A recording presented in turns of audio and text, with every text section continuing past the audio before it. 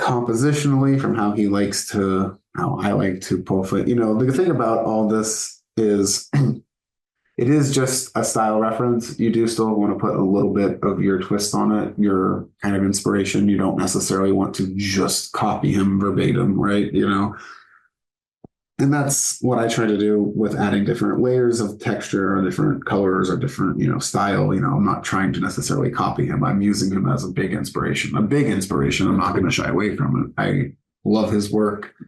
I love being graphic. Before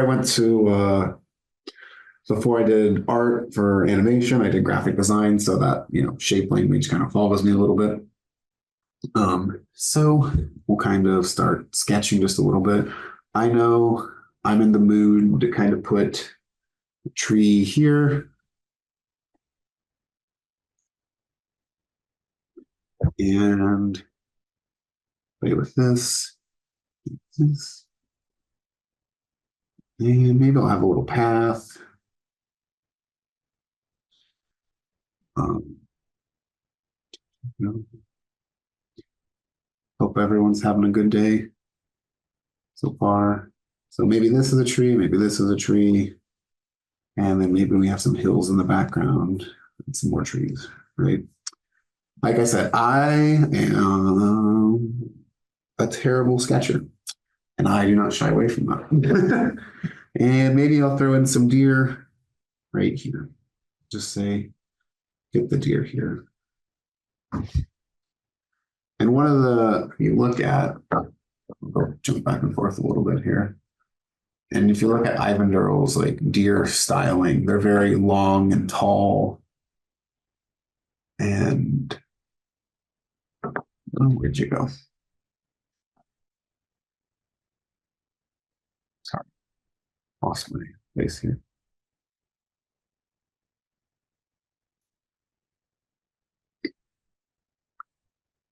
I need to like to work zoomed up.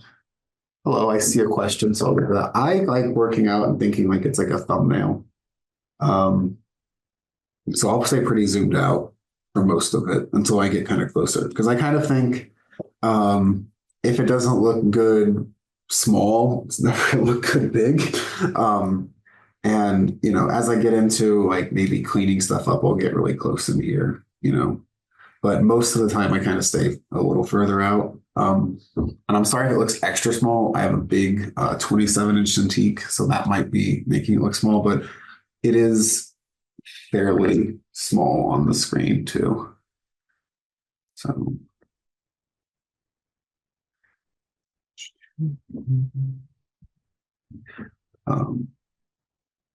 so I'm going to sketch a little deer in here. Kind of going from that. I never found that, did I?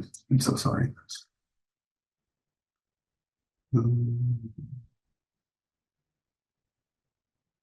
So should we see this deer? Yes, here they are. So he kind of does these deers very simple and graphic.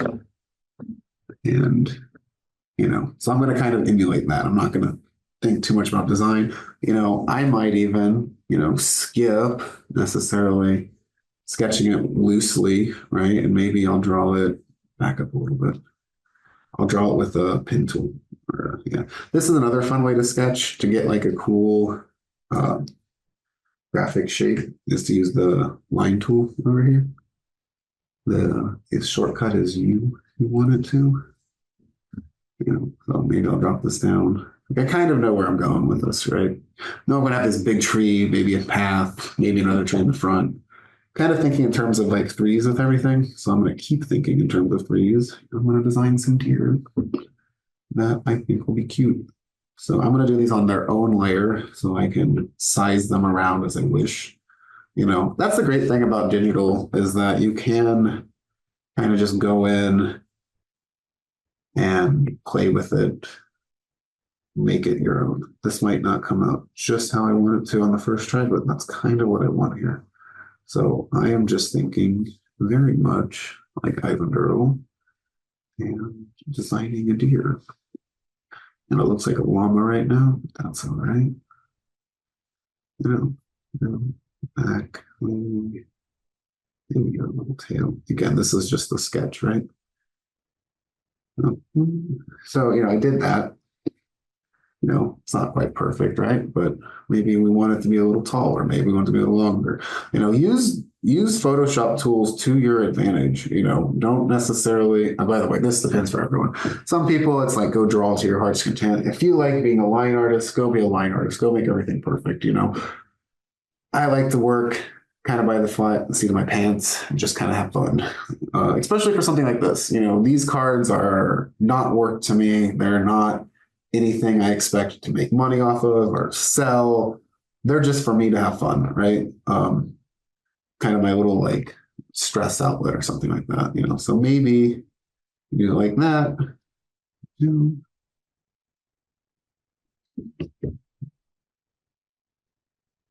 Maybe I think his belly's a little funky, but we'll get there in a second. So I know I want to have three of them. Maybe we'll have like one guy's a little bit bigger, two smaller ones.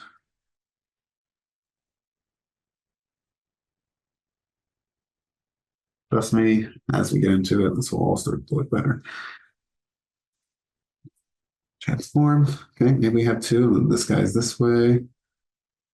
And maybe they're all looking the same way though, so we can just take this, flip it around. Boom. We got ourselves some deer hanging out. So I'm kind of liking that. I don't like how their legs are all looking. So I'm gonna just chop them down a little bit. It can be in the snow, right? On different layers.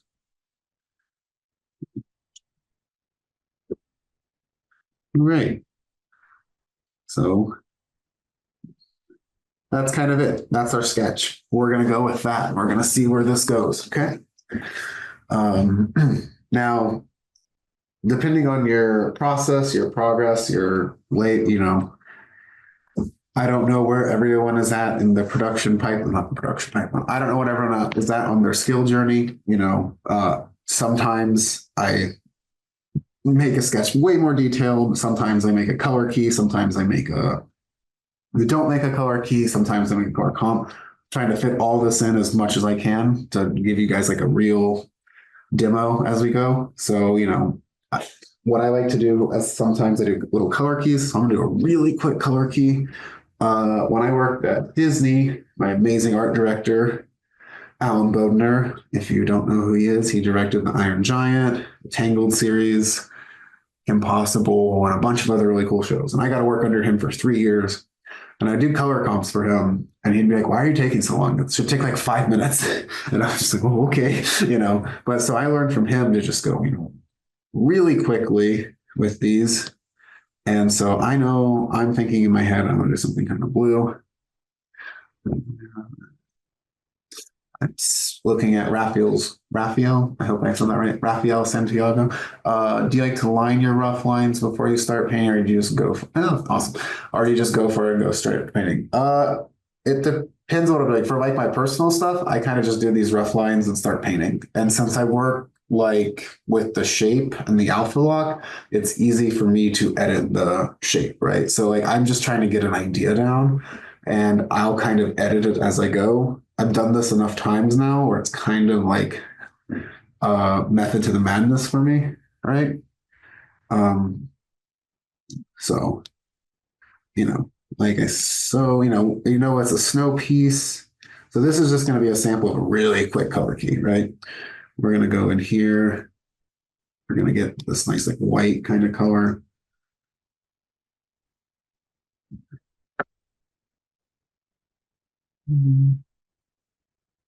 White kind of color,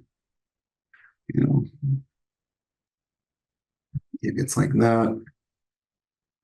And we make a little. See, the beauty of doing this with all these different layers of shapes, just like with snow, is I'm like, oh, I want it to be taller, right?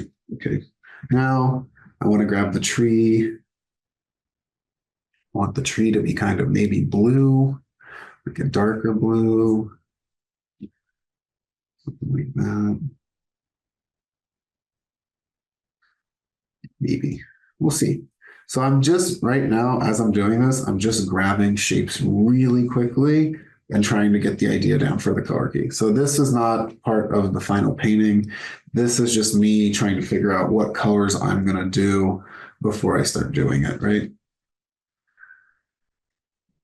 You know, and I'll do this in a second. I'll play with, so grab some, make some more trees. So for this, I'm just using the lasso tool. I'm not really thinking too much about the final design yet. I just want to kind of get my feeling down. And there's a fun energy to this too. It's, you know, you want to make these kind of fun and pop and everything. And right now I'm being very messy with my layers. You know, like I said, when you're doing personal stuff, that's okay. When you're doing production design stuff and you're handing this off to other people, you want to make sure you label everything. But even for this, I wouldn't label everything right here at this point because this is simply just a color key for my own purposes. And I'll explain to you how I edit the color keys in a second. Right now, I'm just kind of throwing down general colors. Just grab something kind of deer-like. Gotta put it in front of me. Get that, duplicate it. Get a little smaller. Duplicate it, make it a little smaller. Transform. And like that. Turn these into one glare. This is too light. So once I kind of have this like really loosely sketched out as a color comp, you know, like I said, this is just a color key. Right? Don't think too much of it. You know, I can go in here, add a second side to this, a shadow. And I have to give all these guys shadows. When I'm painting, I think I, as a beginner at least, always like to overcomplicate things and kind of forget that everything is just really one color. And what I mean by that is like a tree trunk is brown, right? The light might hit it, but that doesn't change the integrity of the tree trunk being brown, right? So I just think very simply now in terms of light and shadow, but all kind of keeping it in that local color, right? So this is the light side of it. No matter what I do to it, the darkness and the saturation shouldn't actually change the hue, right? The hue should stay the same. I can change the value, making it darker, right? I can change the saturation, adding more to it. But as long as I'm not changing that hue, I know it's definitely at least still the same color. And like I said, with this, the easy part is it's easy to kind of move things around a little bit. So like now I have this like really, really, really rough colors out. And what's cool about this is since everything's in its own different layer, I can kind of use different tips and tools to like harmonize or change it. You know, like let's say maybe I don't want it to be blue. Well, I can just use this cool little thing called hue saturation or Command U and change it, right? Maybe I don't want it to be blue at all anymore. Maybe I want the whole thing to be pink, right? We can just come in here, start playing with different colors. And like, I don't know, this is just really fun to me, right? Like, maybe I want it to be blue and purple. Maybe I want the deer to be red, you know? This gives you an opportunity to kind of just explore different color options without, you know, being, you know, super committed to, oh, I locked in too early on, right? You know? Yeah. I hope this makes some sense and someone finds it kind of cool. But like you can do this as many times as you want, right? So, you know, we have the rough sketch, we have the color idea. We can keep playing with it, right? For simplicity, I will do this much like they do on cooking shows, where I will pull up my one I did earlier, bam, fresh out of the oven, right? You know, so same sketch, right? A little bit more time. I don't want to bore everyone with all that. But it's kind of the same idea, very quickly done.